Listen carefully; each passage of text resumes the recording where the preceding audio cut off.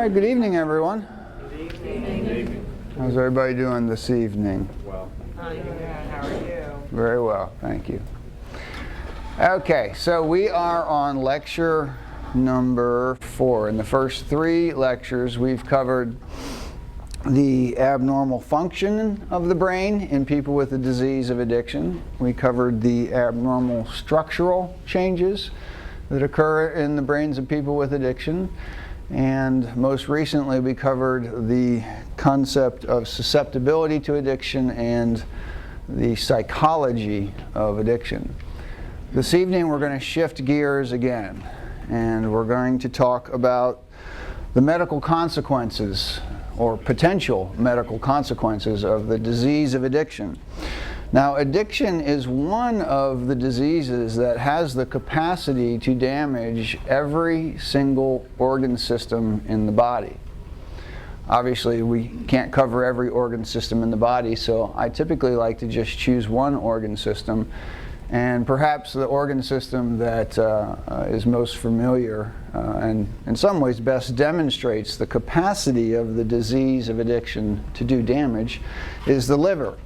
So the way we're going to do this is we're going to talk about the liver, and then we're going to go through each class of mood-altering substances and talk about, first off, whether that class has the potential to do any damage to the liver, and then what that damage is, what it looks like. All right. So the first class is alcohol and benzos.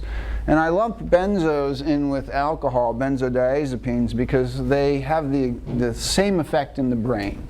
Okay, we actually use benzos to detox people who are dependent on alcohol.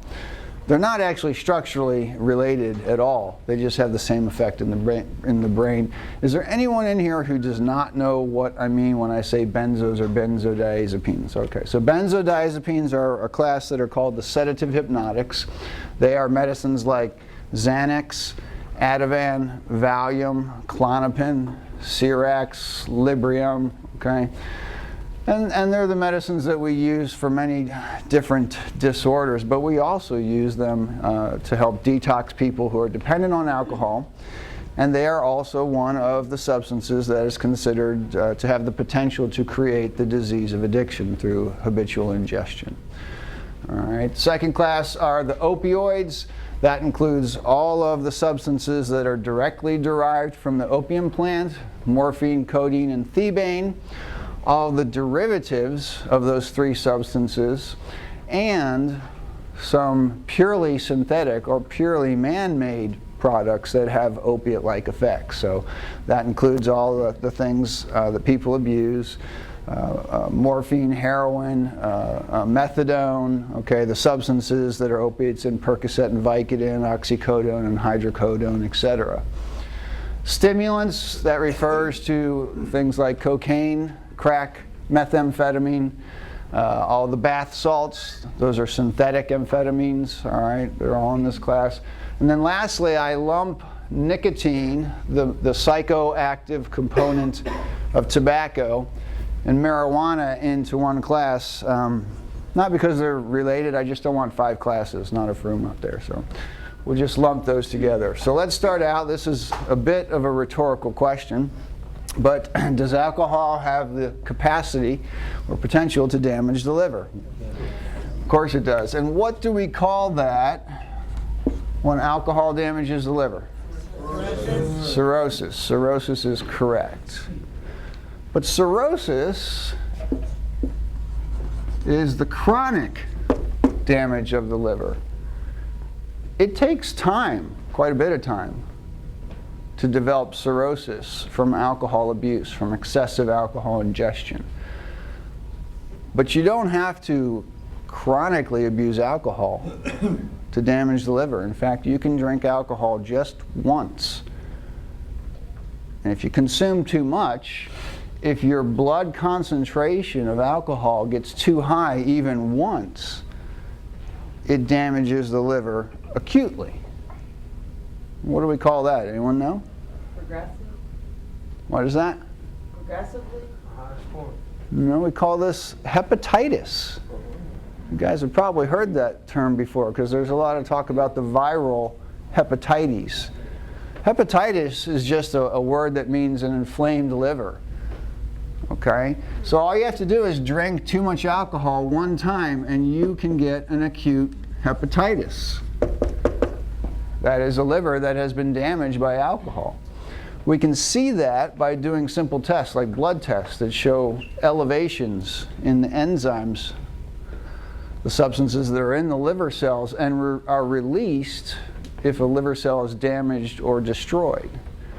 So when alcohol concentrations get too high, when you abuse alcohol, alcohol becomes hepatotoxic. It can kill liver cells. And it can kill quite a few liver cells. So if you go out and get wasted one night, you're probably going to kill quite a few liver cells and get an acute hepatitis. Now, the interesting thing about the liver is that it is the organ that has the single greatest capacity to regenerate. It can make new cells when you kill it. And that's why to get cirrhosis, it takes a lot of repetitive assaults. Killing liver cells over and over and over and over. So what is cirrhosis? Does anyone know what cirrhosis means, to have cirrhosis of the liver? Liver failure? Liver failure, it can result in liver failure or inability of the liver to do its functions. That's true. Scarring is correct. Cirrhosis is scarring of the liver. So to understand this, let's take a look at the liver first. Let's take a look at what the liver does when it's functioning normally, and also how scarring of the liver would create a problem. So your liver is in your right upper quadrant, right up here, and in fact it's pretty much, in normal circumstances, it's tucked up under the ribs, so you can't really palpate it in the abdomen. And the liver looks roughly like this. Looks like a kidney bean actually, doesn't it? So here's your liver in your right upper quadrant, and you have a great big vein coming up into it called the inferior vena cava. And then you have a great big vein coming out of the top of it called the superior vena cava.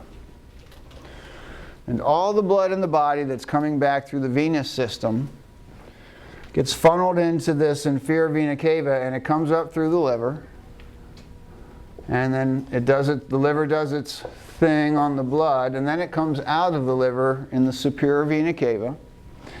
And this big vein leads back to, this is where my artistic abilities really shine, leads back to the heart, okay? And then the heart pumps it to the lungs, and it comes back to the heart, and then the heart pumps it out through the aorta. And that's the big artery that then takes blood after it's been oxygenated in the lungs, takes that blood, and the arteries pump it out through many, many arteries to all the cells in your body, every single cell in your body. And it delivers oxygen and all the nutrients that you eat, okay? They get absorbed out of the intestines into veins, and those veins also go into this inferior vena cava. And so all those nutrients come out, and they go out and go to all the cells in the body as well. So that's how every cell in your body gets oxygen and nutrients. And then it all gets gathered back up in the veins, and it's brought back through the liver. So it's this big cycle. Okay? The blood just keeps going around in what is essentially a circular system called your vascular system. So all your blood gets funneled through your liver. And what does the liver do? What's the liver's function? Filter. Clean, filter. You guys heard the word metabolize? What the liver actually does, what those things mean, clean, filter, metabolize, detoxify, is that the liver changes the molecular structure of all the constituents in the blood, the substances that are in your blood. That can be food particles, that can be medications, and that can be products that your body itself makes. And usually your liver is changing them in such a way that it makes it possible for your body to then eliminate them. Your body eliminates things through your urine and through your feces, through the stool. But the form that they're in, often the body can't get them out until the liver changes them into something slightly different. Okay, and the way the liver does that is you have liver cells arranged. These are individual liver cells. And channels. And the blood flows through these channels and gets exposed to the liver cells, individual liver cells. And then there are enzymes in the liver cells that can do reactions, chemical reactions on these substances to change them slightly so that they're in a form the body can eliminate. Everybody with me? Any questions at this point? Okay, so we said when you drink alcohol, if the concentration of alcohol in the bloodstream gets too high, it can kill a liver cell, or many liver cells. But the liver has a tremendous capacity to regenerate, so the cell next to it that survives simply divides. One becomes two, and you replace the damaged or dead liver cell with a new one. Cirrhosis is where that insult occurs so many times and to such a degree that at some point you overwhelm the liver's capacity to just regenerate, to just replace what's been destroyed. And the moment you overwhelm it, the moment you get past that capacity to regenerate, you don't get a new cell, you get scar tissue. Scar tissue is laid down very haphazardly, if you will, by the body, at least initially. It's collagen and fibrin and elastin fibers, and it just slaps it down. And as soon as you do that, you block a channel. And now blood can't get through this channel. And you have hundreds of thousands of channels in this liver, but when you get enough scar tissue in there and block enough channels, at some point, the constituents of the blood, those medications or those food particles or those parts of your body that need to be broken down, they can't get exposed to individual liver cells and to enzymes to be changed in the way they need to be. Does it have to be the scarring of cirrhosis, or does the acute hepatitis have the same effect? So you can get decreased liver functions from acute hepatitis, but then the liver is going to recover and get back to normal. Because by definition, it's just an acute process and your liver will recover from it. If it didn't recover from it, it would lay down scar tissue, and then you're talking about a chronic process called cirrhosis. So it's really just the nomenclature and the chronology of it. Okay? So, cirrhosis, scarring. My liver failed when I was getting this operation. Does that mean I had acute hepatitis then? And it came back all right? Could be. I don't know your particular case, but. So, what are some of the signs of cirrhosis that you guys know of? Don't you turn yellow? Turn yellow, yes. What do we call that when you, quote unquote, turn yellow? Jaundice. Jaundice. Bilirubin. Ah, very good. When the liver starts to not be able to change all the substances that it needs to change so that they can be removed from the body, they can start to build up in the body. Yes, ma'am? So does, all them blockages in the liver, Uh-huh. and it can't get out into the bloodstream to be filtered, then does it, all the toxins back up into your body, and then that's what starts killing other things? It's what makes people so sick. Yeah, your liver can't change all those substances. They can't be removed from the body. They start to build up, and it makes people sick. Correct. Absolutely. Absolutely. But let's talk about jaundice, because it's a perfect example of what we were just talking about here. All right. What is jaundice? Somebody said it. Jaundice is a accumulation or a buildup of bilirubin. Bilirubin is one of the protein components of red blood cells. What do red blood cells do? Carry oxygen. Pretty darn important. Red blood cells normally and naturally only live 120 days in the human body. That means your bone marrow is constantly making new red blood cells, and the red blood cells that are 120 days old are constantly dying. And when they die, they disintegrate and release their components into the bloodstream. And one of those components is called bilirubin. Bilirubin is called a porphyrin. It's a molecule that reacts when it's hit by light or ultraviolet radiation. Okay? This bilirubin has to be removed from your bloodstream because red blood cells are constantly dying. If it's not being removed, it builds up. All right? So now you guys remember in high school, grade school, I can't remember, it's been a while. You did that experiment where you took a bowl of water and you hung a stick over it with a string down in the water, and then you kept adding sugar and stirring it into the water.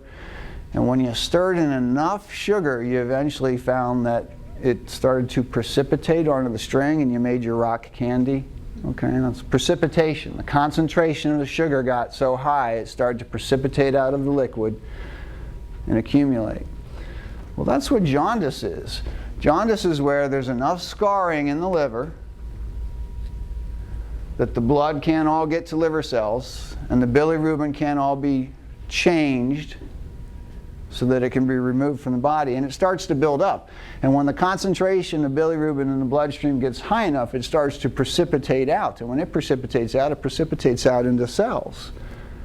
And the first place you can see that with your eye is in the whites of the person's eye who has cirrhosis.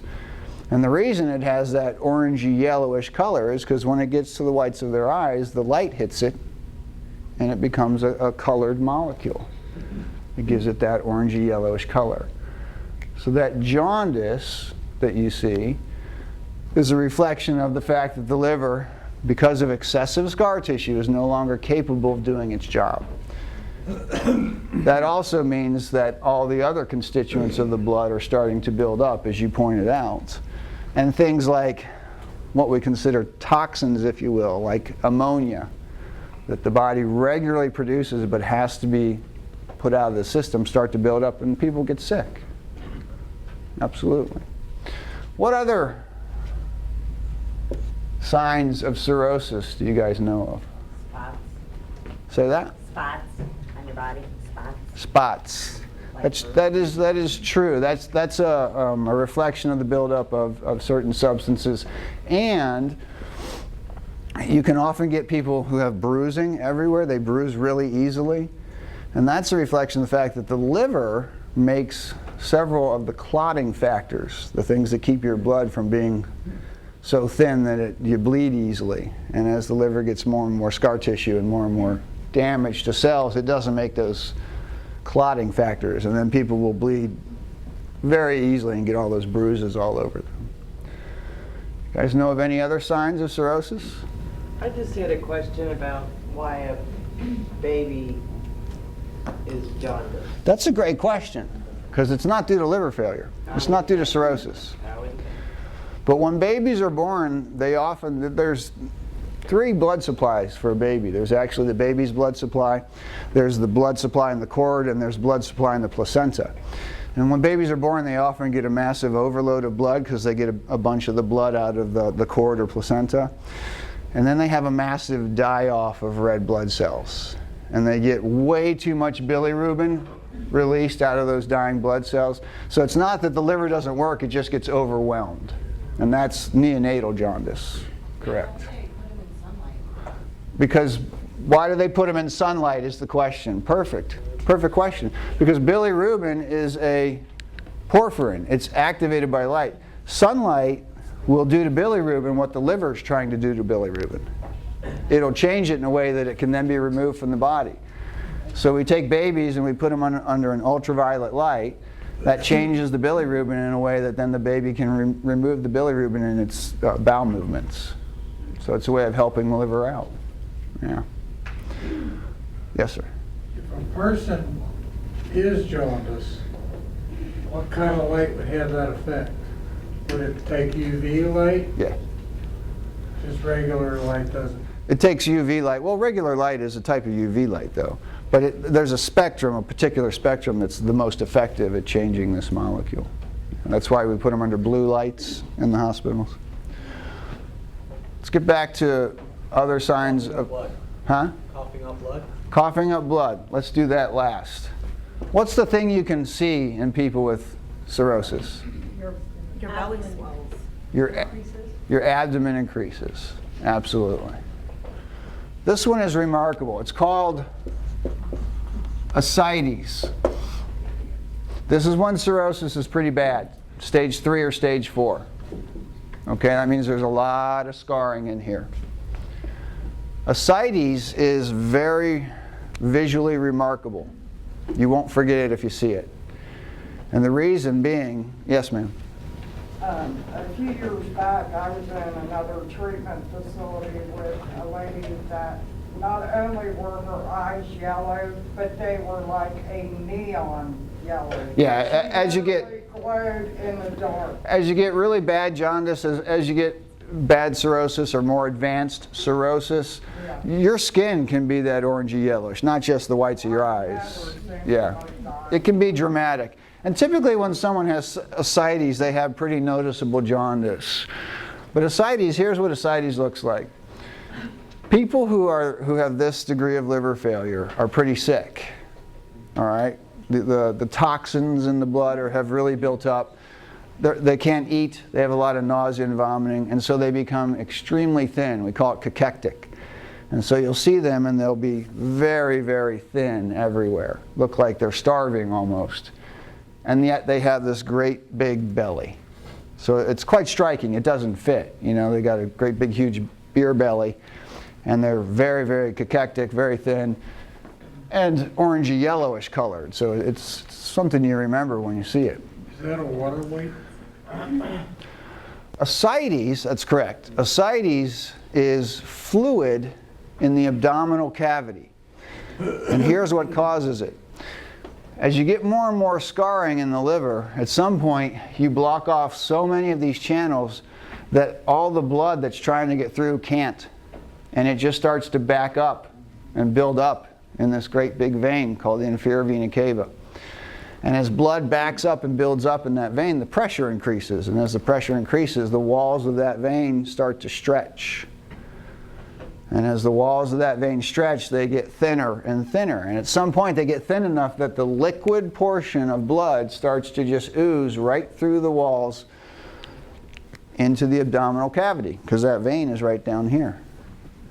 And the abdominal cavity fills with the liquidy portion that's oozing out of the vein into it. All right? And that's why they have great big expanded bellies. It's just full of fluid. What color do you think that fluid is, by the way?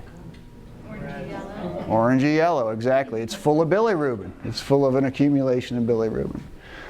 Now, 25 years ago, when I was doing my internship at the VA in Lexington, we used to drain that fluid off because it becomes very uncomfortable for someone who has it.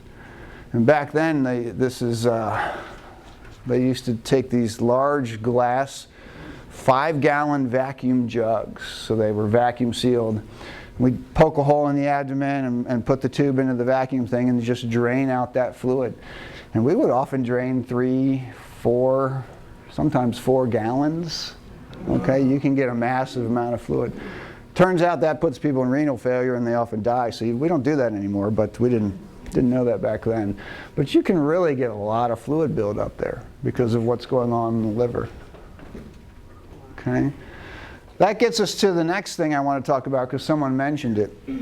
When someone's liver function is that poor, stage 3, stage 4 cirrhosis, what do we do? Because it's not compatible with long-term life. So what's the answer? Liver transplant. Liver transplants is correct. We do a lot of liver transplants in this country now. A lot of liver transplants. But people who are waiting for liver transplants still die because can't always get a liver transplant quickly, can't always find a match quickly, or quickly enough, I should say. And one of the main ways that people still die is what someone already mentioned, where people come in and they look like they're just vomiting pure blood. Okay? Anyone know what that's called? Esophageal varices. So in your throat, at the surface, meaning in there, you normally have very large veins, or pretty large veins, and they're right at the surface in there. As cirrhosis advances and that blood's backing up, and you've already got ascites because so much of it is backed up, it's backing up through the entire venous system. And it's making it to the backup is making it to those big veins in your throat. And when they start to swell, they don't just leak fluid, at some point they often rupture. And when they rupture right into the interior, the inside of your throat, the lumen. And those people present looking like they're just vomiting massive amount of pure blood. And it's not actually vomiting, it's not coming from the stomach, it's coming right out of the veins in your throat that have ruptured. This is a very difficult situation. Number one, as someone pointed out, the liver isn't making all the clotting factors. So your blood's not going to stop coming out of that ruptured vein because it won't clot properly. Number two, it's hard to stop. We can put a balloon down the throat and blow up the balloon just to tamponade the bleeding, but eventually you have to take the balloon out and it starts bleeding again. So people still often die from esophageal varices. They do other things too. They've created shunts where they take a man-made tube and kind of put it from here up to here, and they just shunt all the blood around the liver so it doesn't build up. It's called a transjugular intrahepatic shunt, a TIPS. But what's the problem with doing that? What's the problem with shunting all the blood around your liver? Well, then none of there's no metabolism of the constituents there. So when you do that, you have to be able to get a transplant at some time in the near future. You're just going to build up toxins in the blood system. Wow, that's quite a mess, isn't it? Okay, any questions about cirrhosis? Hate to take things out of order or regress, but ascites, not to get too personal on it, but I have had my belly tapped for about 6 liters, and you said we used to do that. That threw up a flag for me personally. Well, they still do it, but they do it in a different way now. They use other substances. So if you take too much fluid out of a person's belly, the problem is that then all the fluid in their vascular system will just want to redrain in there, and that can cause the kidneys to fail because they don't get perfused. So now they do it in a way that keeps the blood in the vascular system in the vascular system, and we remove smaller amounts. We don't remove 5 gallons anymore. We'll remove a number of liters, but they do some other things as well. So we used to take out a lot of fluid back then and didn't know how to keep it. To me. Yeah, it is. I understand, but not quite like what we used to do. Yeah. All right. Alcohol, big plus for liver damage. What about benzodiazepines? Xanax is the most commonly prescribed and abused. Ativan, Valium, Klonopin, Cirax, Librium, etc. There's quite a few of them. Temazepam. Okay. Do benzodiazepines at any concentration, not just taking them at the dose they're prescribed, but even when you're abusing them, taking more than prescribed, do they damage the liver? No. Sure. Sure? You would think they would have the potential, because they are going to be metabolized. Most of them are metabolized by the liver. They're changed by the liver, okay? But actually, the answer is no. We don't see liver damage from benzodiazepines. Okay? Now don't get me wrong, benzodiazepines can be very dangerous. If you take enough of them, you can stop breathing. And that's going to damage your liver and everything else, right? But in and of themselves, they don't do any process like what we're talking about here. They don't cause acute hepatitis. They don't have a risk for scarring and cirrhosis. Okay? Questions on that? Next class. Opioids. Morphine, Demerol, fentanyl, heroin, methadone. Do they damage the liver? Yes. No. Yes. No. You're all right. Everybody's correct. The strict correct answer is, in and of themselves, they don't damage the liver at all. But addiction to opiates, particularly in this area where we have an epidemic, is the number one reason why people are getting liver problems. What am I referring to? Needle sharing, hepatitis. Hepatitis C virus. When you talk about a mood-altering substance, you have to take into account the routes of ingestion. All right? Alcohol is pretty simple. It's by mouth. Benzos are pretty simple. They're typically by mouth. Rarely I see people crush and snort them, but it doesn't work very well, so it's usually by mouth. Opiates are usually initially by mouth, but when people develop tolerance to an opiate and they need a more potent delivery system to get past the tolerance, they often go to what?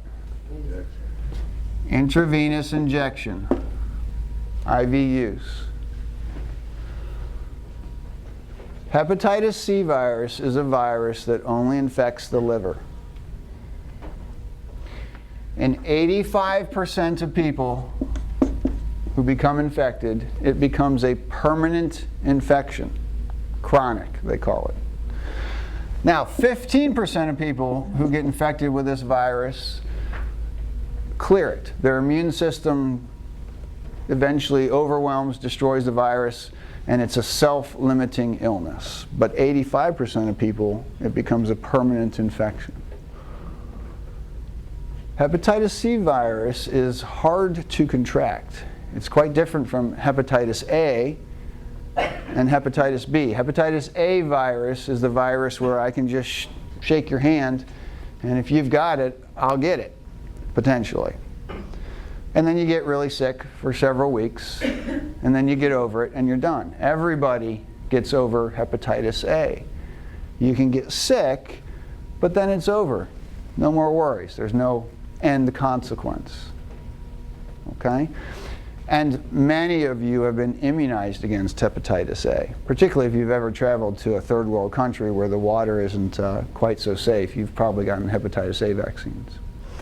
Hepatitis B virus is a little harder to transmit. Okay? I'm not going to get hepatitis B just by shaking your hand probably, but if we drink out of the same glass, there have been case studies where people transmitted hepatitis B by sharing a razor. Case studies where people got hepatitis B by sharing marijuana joints because there's so much saliva is maintained in the end of the joint. Okay. Hepatitis B is the opposite of C. 85% of people approximately are going to get over the infection. It'll be a self-limited illness. And only around 15 or so % are going to develop the permanent or chronic infection. Hepatitis C is difficult, more difficult to transmit. In fact, it pretty much takes infected blood getting into someone else's bloodstream. You're not going to get hepatitis B by casual contact. You're not going to get hepatitis B by kissing.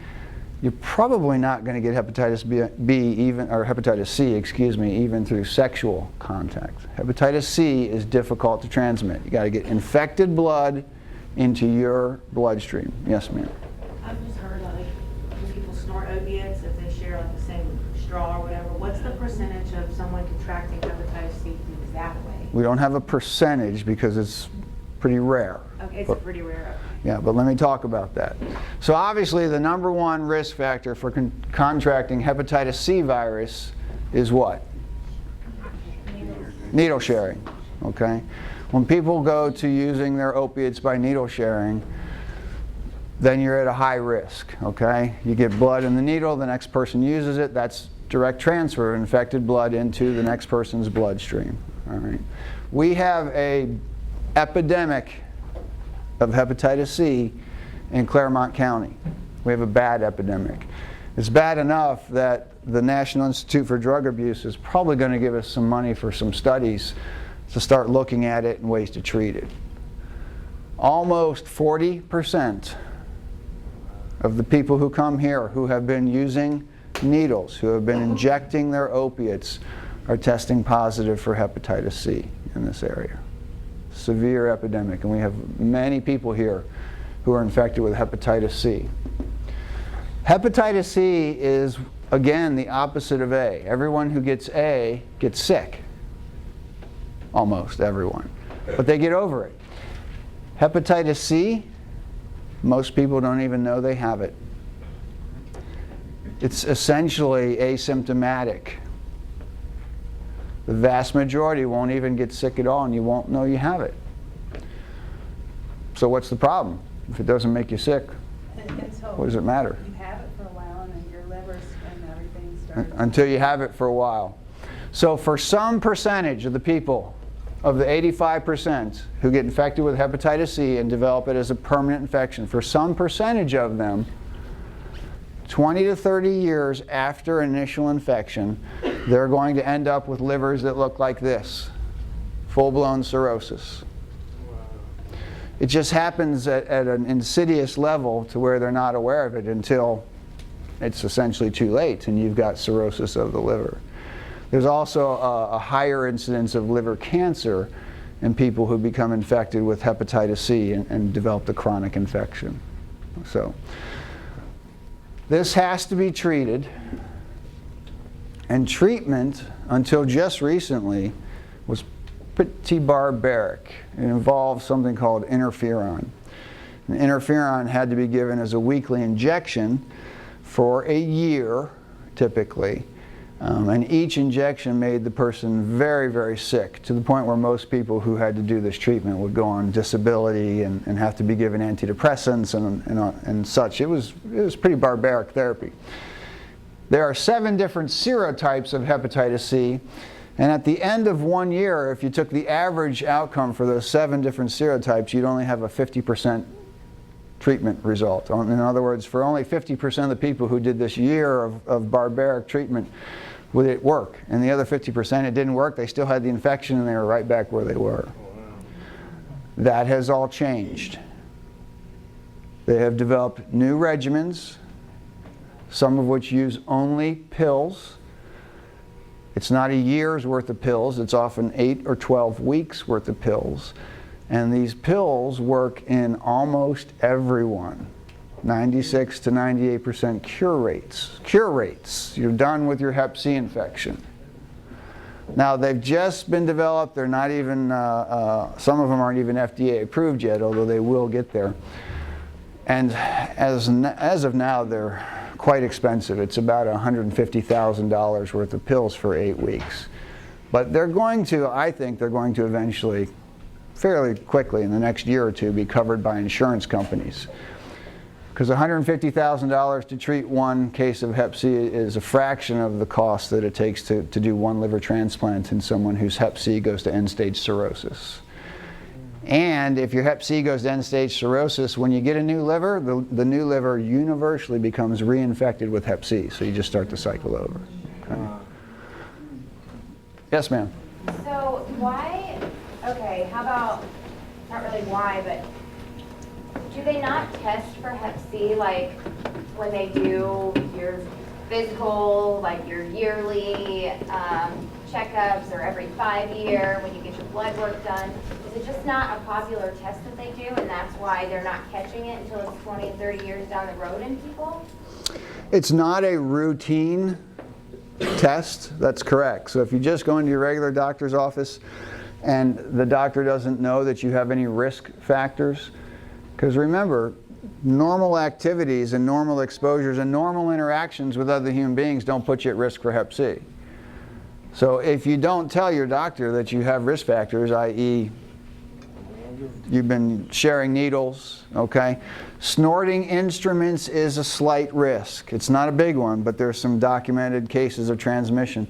Here's why. When you take a snorting instrument and you stick it up your nose, inside your nose, right at the surface, there is a very rich plexus of veins. It has a purpose. It's there to warm and humidify or moisturize the air as you breathe it in. But you stick a straw or whatever up there and you puncture those veins because they're right at the surface, and a bit of blood drips down into the straw. You hand it to the next person who puts it up their nose and punctures their vein and snorts that blood right up into their venous system. So it's blood-to-blood transfer. Okay? But most physicians' offices probably are still not doing routine hepatitis C checks. That's one of the reasons we do them on every single person who comes through our doors. We check everyone for hep C. It's just a standard test. Yeah. So there'll be new treatments out that are highly effective, and I think they'll be covered within a year or two, which is fine. It doesn't have to be treated tomorrow. And most places won't treat you until you have 6 months of documented sobriety, by the way. Yes, ma'am. If you were tested, is it a good idea if you were negative to get tested 6 months down? It depends on your last risky exposure. The majority of people who get infected with hepatitis C are going to convert by the end of a month, the vast majority. But if you came into treatment here and we tested you, but you had shared a needle a week before, you might want to retest again several months later. But most people are going to seroconvert within a month. Yeah, so the test will show it within a month. Did that answer your question? Yeah. Okay. It's a good point, actually. Yeah. Any other questions about hep C? Yes, ma'am. How early on does the virus have to be caught for the pills to work? It doesn't matter. The timing of when you start treatment is not relevant to its effectiveness. Yeah. So even if you've had hep C for 15 years, and if you do, you should be being followed by a liver doctor because they'll be biopsying your liver to see. Not everybody who gets the chronic hep C infection, not every one of them actually gets the cirrhosis. It's called bridging fibrosis, actually. And so they can look at little tiny pieces of the liver to see if you're one of those whose liver is progressively being damaged. All right. But even if it had been 10 years and you were getting a lot of damage, it would still be worth doing the treatment. So it wouldn't affect whether it's going to work or not. Did that answer your question? Any other questions? What's the reason if you get a new liver, if you get another liver transplant, why does it get infected? does the liver get infected? The virus, it is shed from the liver out into the bloodstream. So it stays in your blood? It's in the blood long enough that you can't go without any liver long enough to get all the virus out of the bloodstream. So it reinfects the new liver, yeah. Yes, ma'am. If there is old blood, per se, in a syringe and the person tries to go and use it again, could you give yourself hep C? Yeah, if there's infected, oh, okay. So this gets back to that rumor that just reusing your own needle over and over, no one else has touched it, but you're just reusing it over and over can cause you to get infected with hep C. Completely untrue. Yeah, the virus will not just spontaneously appear in the syringe. It has to come from someone who's already infected. Yeah. No, I know that rumor's been going around a lot. Yeah. Yeah, there's a lot of people some people say they were told that, so it's not true. You know, it has to come from someone who's infected. It doesn't just spontaneously show up in a syringe. Now, reusing a syringe is a big risk because you're taking a risk of introducing bacteria that can damage heart valves and all kinds of other things. But it's not one for hep C. Okay. How else do people with opioids end up with liver damage? Acetaminophen, Tylenol. If you look at many of the opioid products that are prescribed for pain, they are combination products. They're a combination of an opiate and Tylenol. So let's take one of the most commonly abused substances in America. You guys have all heard of Vicodin? Or many of you have heard of Vicodin, I know. Vicodin is a combination product. It's made out of an opiate called hydrocodone and Tylenol. Your liver normally has no problems with Tylenol, acetaminophen. it metabolizes it, it changes its structure, and it does so without any difficulty. But to do so, it has to use a cofactor, something that helps the enzyme. That cofactor is called N-acetylcysteine. And your liver stores a supply of N-acetylcysteine so that when you take Tylenol, no problem. Okay? But the moment your liver uses up its store of that cofactor, Tylenol becomes extremely hepatotoxic. Extremely hepatotoxic. So much so that when people intentionally overdose by taking a bottle of Tylenol, if they don't get to medical help quickly enough, their liver can be completely destroyed in a matter of 5 days or a week. It's that quick, and that equals death, because nobody gets a liver transplant that quickly. Okay, that's end of the story. Now, if you look at these combination products like Vicodin, which are made out of hydrocodone and Tylenol, if we take the median dose, there's 3 strengths. There's the lower strength, the middle strength, and the highest strength. We're going to take the middle strength. It has 7.5 milligrams of hydrocodone, and it has 750 milligrams of Tylenol.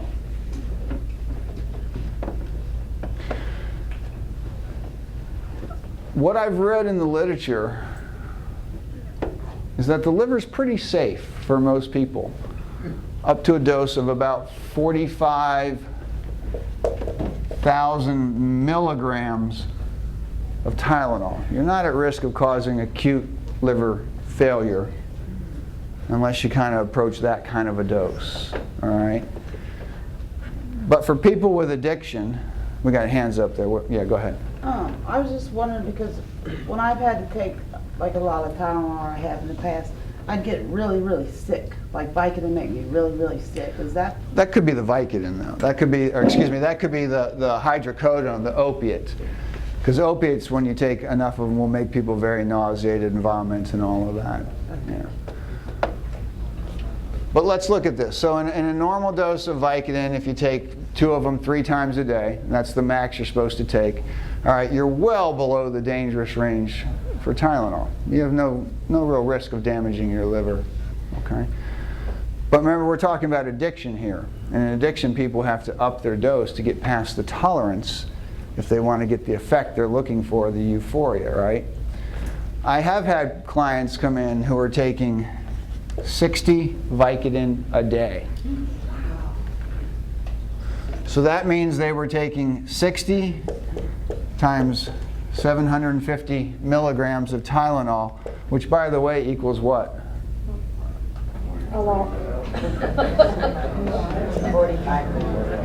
45,000 milligrams of Tylenol in one day. There have been cases of people damaging or destroying their liver by abuse of combination products like Tylenol or Percocet. Because of that, there have been recommendations over the year that they remove Tylenol from opiate pain pills. Hasn't occurred yet, but there have been recommendations to do so. And in fact, they recently released a Tylenol-free Vicodin, if you will. They released a form of hydrocodone that does not have Tylenol, because right now all the hydrocodones on the market, Vicodin, Lortab, Norco, they all have Tylenol in them. But they've recently come out with one hydro or something that's just hydrocodone to get away from that risk of excessive ingestion of acetaminophen. Why have the Tylenol in there at all? Well, you're getting synergistic effect. You're getting 2 different substances that both decrease pain by different pathways, and so the concept is that's a synergistic effect. The sum is greater than the individual parts, so it's better pain control with lower dose of either. You know, than if you had to use just one, you'd have to use a much higher dose to get the same pain control when you don't have the synergism. Okay. Let's move on. Stimulants. Do stimulants, cocaine, crack, methamphetamine, the bath salts, do they damage the liver? No. Actually, in and of themselves, they're not really a risk for damaging the liver. But don't forget, route of ingestion. People do inject stimulants. And one of the most common ways to ingest stimulants is to do what? Shoot, I shot my gun. What do you do with crack? Smoke it. Also, inhalation, obviously. Inhalation, you could be sharing inhalation instruments, snorting straws or whatever. But this smoking, actually it's a risk for hep C transmission as well. Intravenous we discussed, but smoking too. When people smoke crack and methamphetamine, they often use glass pipes, and the glass pipes get very, very hot. And it'll crack a person's lips. And then blood gets on the glass pipe, and they hand it to the next person who's been doing that and has a cracked lip, and you get a blood into the blood transfer from a glass pipe by smoking the stimulant. So there are documented cases of that type of transmission as well. Okay? So the real answer is yes, we see hep C, which can lead to cirrhosis, even in the setting of addiction or abuse of stimulants. Okay, last and least, tobacco. Does tobacco damage your liver? Yes, everywhere. Every single organ. So specifically, tobacco doesn't damage the liver, doesn't cause cirrhosis, it won't cause scar tissue. But you're correct, because nicotine is a vasoconstrictor, and by limiting blood flow to every single cell in your body, okay, which you guys can see on the skin in someone who smokes so much their skin looks old and wrinkly and leathery and such. But the same thing is happening to every organ in your body. The nicotine and its vasoconstriction over time limits oxygen and nutrient delivery to every single cell in your body. So in a way, I agree, nicotine is kind of damaging the liver. But it doesn't cause acute hepatitis or cirrhosis. Marijuana? No. Okay, guys, any questions?